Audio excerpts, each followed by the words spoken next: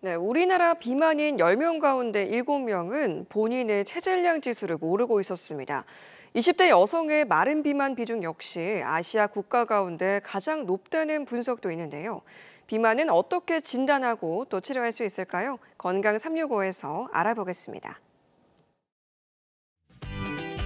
성인 비만 위험을 최대 6배 높이는 돌연변이 유전자가 발견됐습니다. 6,500명 가운데 1명꼴로 가지고 있는 이 돌연변이 유전자는 비알코올성 지방간과 2형 당뇨병 위험 증가와도 관련이 있는 걸로 보입니다. 보통 비만한 상태로 10년이 지나면 고혈압, 고지혈증, 당뇨 등 대사증후군이 60% 확률로 발생하고 이외 수면 무호흡증, 관절질환 등 다른 질환의 발생률은 70%까지 증가하게 됩니다. 비만과 연계된 이런 합병증은 단일적으로 발생하는 것이 아니라 연쇄적이고 복합적으로 동시다발적으로 발생하는 것이 특징이라고 볼 수 있습니다. 우리나라에서 비만으로 병원을 찾은 환자는 4년 만에 2배 넘게 늘었습니다. 마른 비만이라고 하죠. 겉보기에 말랐더라도 체지방률이 높거나 숨은 내장 지방이 있는 건 아닌지 경계해야 합니다. 체중을 키의 제곱으로 나눈 것이 우리가 잘 아는 체질량 지수 BMI인데 이처럼 체중에만 의존하는 검사는 건강 문제를 정확하게 파악하기는 어렵다는 제한점이 있습니다.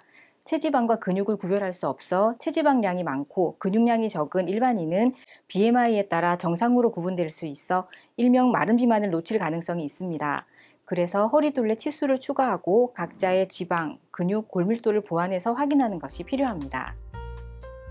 비만을 질병으로 보는 인식이 확산되면서 치료제에 대한 관심도 높아지고 있습니다. 비만 치료제는 위험 수준의 체중을 보다 수월하게 감량하도록 돕는데요.